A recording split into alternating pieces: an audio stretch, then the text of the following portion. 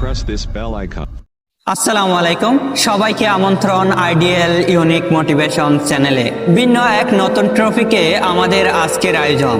কোনো কিছুই আপনার উন্নতির পেছনে বাধা হয়ে দাঁড়াতে পারে না, কোনো কিছুই আপনার জীবনকে ব্যর্থ করে দিতে পারে না, কোনো ব্যর্থতাই আপনার জীবনকে থামিয়ে দিতে পারে না।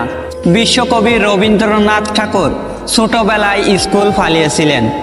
আমাদের জাতীয় কবি কাজী নজরুল ইসলাম বেশি পড়ালেখা করতেই পারেননি।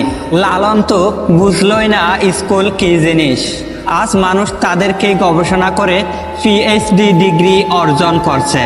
বিশ্বের সবচেয়ে ধনী ব্যক্তি হয়ে ওঠা অ্যান্ড্রু কার্নেগিকে তো ময়লা পোশাকের জন্য পার্কেই ঢুকতে দেয়নি পার্কের সিকিউরিটিরা। 30 বছর পর উনি সেই পার্কটি কিনে ফেললেন আর সাইনবোর্ড লাগিয়ে বড় করে লিখে দিলেন, পার্কটি সবার জন্য উন্মুক্ত। স্টিভ জব শুধুমাত্র একদিন ভালো খাবারের আশায় 7 মাইল পায়ে হেঁটে গির্জায় যেতেন। ভারতের সংবিধান প্রণেতা ডক্টর ভীমরাও আম্বেদকর নিম্ন বর্ণের হিন্দু ছিলেন বলে স্কুলের বারান্দায় বসে বসে ক্লাস করতেন। কোনো গাড়ি তাকে নিয়ে যেতেন না, মাইলের পর মাইল হেঁটে পরীক্ষা দিয়েছেন। বাংলাদেশ ব্যাংকের গভর্নর আতিউর রহমান বাজার থেকে চাঁদা তুলে পড়ালেখা করেছেন।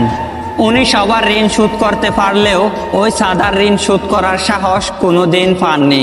সুন্দর চেহারার কথা ভাবছেন, শেখ সাদি রহমতুল্লাহ আলাইয়ের চেহারা যথেষ্ট কদাকার ছিল।